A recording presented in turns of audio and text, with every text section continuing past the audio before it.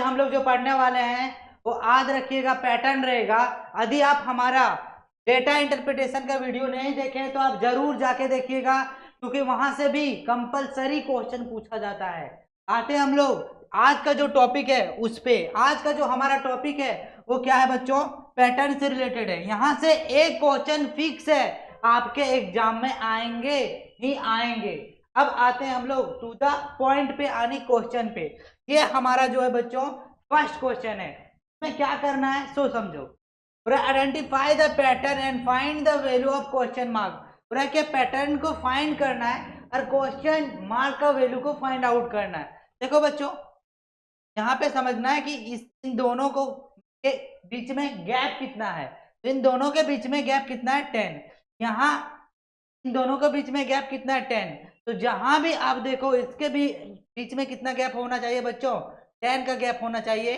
तो 10 इसमें ऐड करेंगे तो कितना हो जाएगा 42। यानी रिजल्ट में जो होना चाहिए वो 42 होना चाहिए, और इसमें क्या है बच्चों 42 है। ऑप्शन ये क्या है हमारा करेक्ट आंसर है इस क्वेश्चन का। तो आप बनाते हुए चलोगे। नेक्स्ट क्वेश्चन पे आते हैं।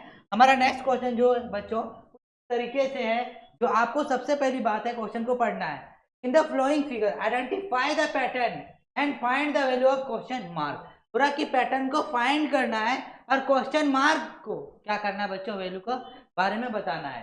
पूरा की फिगर को देखो, आइडेंटिफाई द पैटर्न को क्या करो, पैटर्न किस पैटर्न को यहाँ पे इस्तेमाल किया गया है, साथ में find the value of question mark. Question mark का वैल्यू को क्या करो, फाइंड आउट करो। देखो यहाँ पे बच्चों, यहाँ पे यदि आप देख पा रहे हो तो 18 और साथ में कितना ऐड करेंगे, 12 को ऐड करेंगे तो टोटल कितना हो जाएगा बच्चों 30। 30 में कितना ऐड किया 2। तो 16 और 19 को ऐड करोगे तो 16 2 जा 32 और 3 35, और 2 को ऐड करोगे तो कितना आ जाएगा बच्चों 35 प्लस 2 ऐड करोगे कितना हो जाएगा 37। कितना हो जाएगा 37। 37 will be correct answer of this question. आते हैं हम नेक्स्ट क्वेश्चन पे। नेक्स्ट क्वेश्चन जो है हमारा बच्चों वो कुछ इस तरीके से है। पैटर्न को आपको क्या करना है बच्चों, फाइंड आउट करना है कि यहाँ पे पैटर्न किस पैटर्न को इस्तेमाल किया गया है। यदि यहाँ पे देखोगे तो 6 2 जा 12 प्लस 2 14, फिर 6 2 जा 12 प्लस 3 15। तो एक में क्या किया है बच्चों, 6 को 2 से मल्टीप्लाई किया और उसमें ऐड कर दिया 2 को। और एक में क्या किया गया, 6 को 2 से मल्टीप्लाई कर दिया, ऐड कर दिया 3 से। तो 6 2 जा 12 और 2 14 आ गया यहाँ पे। और साथ में यहाँ पे क्या कितना हो गया बच्चों, 6 2 जा 12 और 3 15 आ गया। अब इसी तरीके से यहाँ पे करना है आपको, 8 2 जा 16 प्लस 2 कितना हो जाएगा बच्चों 18 आ गया। 8 2 जा 16 प्लस 3 कितना हो गया बच्चों 19 हो गया। इस तरीके से यहाँ पे ढूंढना है हमें। तो क्या ढूंढना है, यहाँ पे किस नंबर से मल्टीप्लाई करेंगे तो क्या आएगा बच्चों। तो देखो 4 4 जा कितना होगा बच्चों, 4 4 जा 16 और 2 कितना हो जा रहा है 4 4 जा 4 2 कितना होगा बच्चों, सॉरी 4 2 जा 8 और 2 कितना होगा 10 होगा। नहीं तो 5 से मल्टीप्लाई करो, 5 इंटू 5। यदि देखोगे तो 5 2 जा 10, 5 2 जा 10 प्लस 2 कितना हो गया 12। फिर 5 2 जा 10 प्लस कितना होगा बच्चों 10 प्लस 3 कितना होगा 13। यानी 5 into 5 will be correct answer of this question. ये क्या है बच्चों, आंसर है इस क्वेश्चन का option number C. Is it clear. अब आते हैं हम नेक्स्ट पे। नेक्स्ट जो हमारा है बच्चों वो क्वेश्चन नंबर 4 है। क्वेश्चन नंबर 4 को सबसे पहली बात है अच्छे तरीके से आपको पढ़ना है। क्वेश्चन नंबर 4 में क्या दिया हुआ है, if sum of each row, बोला यदि सारे रो क्या होता है बच्चों, तो ये जो है हमारा रो कहलाता है। ये हमारा क्या है रो, जिसे क्या कहते हैं कॉलम। ये देखो बच्चों, ये पूरा R1 R2 R3 ये क्या कहलाएगा रो। ये कॉलम C1 C2 3 क्या कहलाएगा बच्चों, कॉलम कहलाएगा पूरा। If sum of each row column diagonal are equal, यदि बोल रहा है रो कॉलम और डायगोनल इसे कहते हैं, इसे डायगोनल कहते हैं। इसे क्या कहते हैं डायगोनल कहते हैं। क्या कहेंगे डायगोनल, क्या कहेंगे बच्चों डायगोनल कहते हैं। पूरा यदि sum of each row each column and diagonal है बच्चों, देन वैल्यू ऑफ ये भी फैक्टर क्या होगा। पूरा यदि मान लो सम ऑफ कॉलम, रो और डायगोनल इक्वल है। तो बताओ ए बी सी डी का वैल्यू क्या होगा। तो देखो बच्चों, इस तरीके से आपको रो कॉलम डायगोनल समझ में आ गया होगा। अब बनाना कैसे सिर्फ समझो। यदि हम इसे क्या करते हैं बच्चों, ऐड करते हैं तो 7 और 11 18 हो जाएगा। 18 और 15 2 जा 30 हो जाएगा। 33 कितना हो जाएगा बच्चों, 33 हो जाएगा। क्यों, 18 हो गया, अब 15 2 जा 30 और 3 33 हो गया। अब इसका वैल्यू कितना हो गया, 33। तो आपको पहले से भी पता होना चाहिए इसका वैल्यू भी 33 होना चाहिए। कितना होना चाहिए, 30 होना चाहिए। अब देखो बच्चों, तो इसका भी वैल्यू क्या होना चाहिए हमारा, 33 होना चाहिए। कितना होना चाहिए, 30 होना चाहिए। अब यहाँ भी हमारा कितना होना चाहिए, 30 होना चाहिए। तो यहाँ पे देखो, कहीं आपको फाइंड आउट करना है, कहीं पे आपको सी का वैल्यू निकालना है। तो 15 और 8 कितना हो जाएगा बच्चों, 23 का वैल्यू कितना हो गया, 10। अब 10 और कितना हो गया बच्चों, 11 21 तो ए का वैल्यू कितना होगा बच्चों, 12। क्योंकि सभी को ऐड करने पे क्या होना चाहिए, 33 होना चाहिए। अब ए का वैल्यू 12 हो गया, सी का वैल्यू 10 हो गया। तो ए का वैल्यू कितना होगा बच्चों, यहां पे समझो, 12 23 और 10 कितना हो जाएगा बच्चों, 33। तो कहीं ना कहीं सी का वैल्यू कितना होगा, 10 होगा। क्या सी का वैल्यू कहीं भी 10 दिया हुआ है, नहीं। तो यही हमारा क्या हो जाएगा, आंसर। ये हमारा ए क्या हो जाएगा बच्चों, आंसर। क्योंकि ए का वैल्यू 12 है और सी का वैल्यू क्या है बच्चों, 10 है। ऐसे भी आप बी का वैल्यू भी निकाल सकते हो, डी का वैल्यू भी निकाल सकते हो। लेकिन आपको क्या करना है, एलिमिनेशन मेथड को इस्तेमाल करके आपको ये सारे वैल्यू फाइंड आउट करना है, ताकि तुम्हारा टाइम क्या हो सके, सेव हो सके, बच सके। अब देखो बच्चों, 14 और 10 कितना हो गया, 24 हो गया। तो यहाँ पे 9 यदि ऐड करोगे तो कितना हो जाएगा हमारा, 33 हो जाएगा। यानी डी का वैल्यू 9 है। तो यदि 11 हो गया और डी का वैल्यू कितना हो गया बच्चों, 9 हो गया, 9 11 20, तो बी का वैल्यू कितना होगा, 13। तो देखो, ये का वैल्यू 12 है, बी का वैल्यू 13 है, सी का वैल्यू 10 है, डी का वैल्यू 9 है। यानी ये क्या है, हमारा ऑप्शन सही है।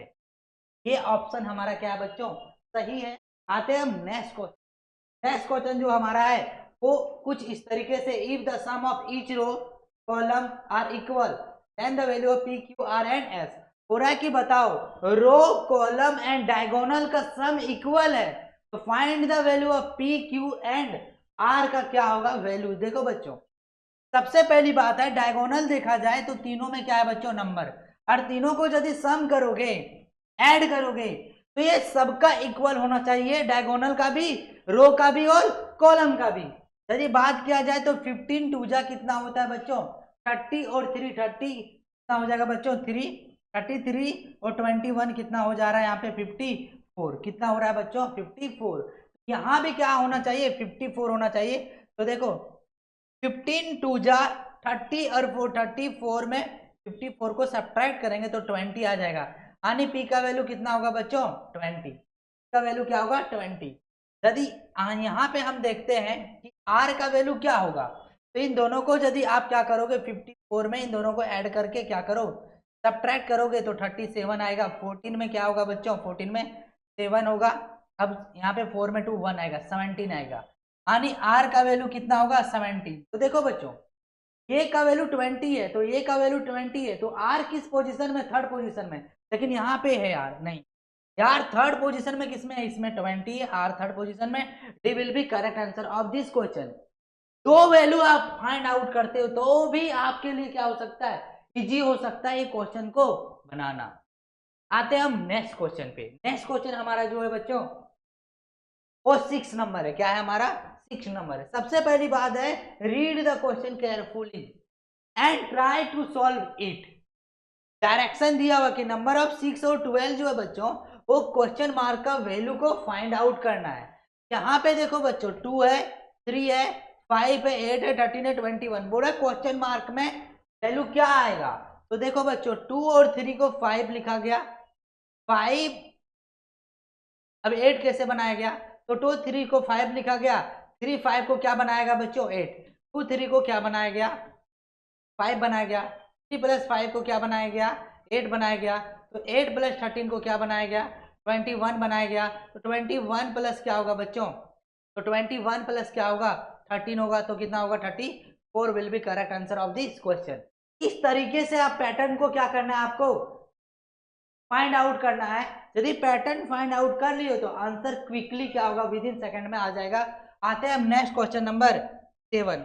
क्वेश्चन नंबर 7 में देखना है बच्चों आपको, इसमें पैटर्न क्या इस्तेमाल किया गया है। यहाँ 8 के बाद क्या आया 20, 20 के बाद क्या आया बच्चों 32, 32 के बाद क्या आया 44, इसके बाद क्या आया 56। अब देखो बच्चों सभी में कितना ऐड किया गया, 8 में से 20 लाया गया, कितना ऐड किया गया 12, इसमें भी कितना ऐड किया गया 12, तो कितना आया बच्चों 32, इसमें भी कितना ऐड किया गया 12, तो कितना आया 44, इसमें भी कितना ऐड किया गया 12, तो कितना आया 56, इसमें भी कितना ऐड किया गया 12 ऐड किया जाएगा तो कितना आएगा 68 will be correct answer of this question. इस तरीके से आपको पैटर्न को फाइंड आउट करते हुए चलना है, घबराना नहीं है, कंफ्यूज होना नहीं है। आते हैं नेक्स्ट में। नेक्स्ट जो हमारा बच्चों वो कुछ इस प्रकार से है, इसमें भी आपको पैटर्न फाइंड आउट करना है। देखो बच्चों 5 के बाद क्या लिखा गया 4, 5 के बाद क्या लिखा गया 4, यानी 1 का क्या लिखा गया स्क्वायर, यहाँ पे क्या आया बच्चों 9, यानी 2 का स्क्वायर क्या ऐड किया गया 4, 1 का स्क्वायर को 1 ऐड किया गया, 2 का स्क्वायर 4 ऐड किया गया। अब कितना स्क्वायर ऐड किया जाएगा, 3 का स्क्वायर को 9 ऐड किया गया, कितना आया बच्चों 18, 18 में 4 का स्क्वायर ऐड करो कितना 16, तो कितना हो जाएगा बच्चों 16 2 32 और 34 आएगा। अब 34 में 5 का स्क्वायर को ऐड कर दो कितना 25, कितना हो जाएगा 9 will be correct answer of this question. इस तरीके से आपको पैटर्न को फाइंड आउट करते हुए चलना है। नेक्स्ट पे आते हैं। नेक्स्ट जो हमारा कुछ इस प्रकार से 9 नंबर क्वेश्चन है, कितना है बच्चों 9 नंबर क्वेश्चन है। कैसे सॉल्व करना है वो समझो। 2 के बाद क्या है 3, 3 के बाद क्या है 5, 5 के बाद क्या है 7, 7 के बाद क्या होगा बच्चों, तो देखो बच्चों 7 के बाद 9 होगा, 13 होगा, 11 होगा, 10 आएगा।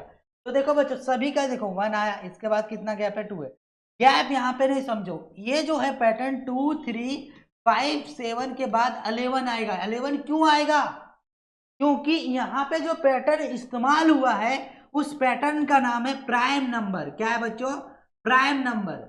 यहाँ पे जो पैटर्न इस्तेमाल किया गया है प्राइम नंबर, क्योंकि 2 के बाद प्राइम नंबर 3 आएगा, 3 के बाद 5 आएगा, 5 के बाद 7 आएगा, और 7 के बाद क्या आएगा बच्चों 11 आएगा, 11 के बाद 13 आएगा, 13 के बाद 17 आएगा।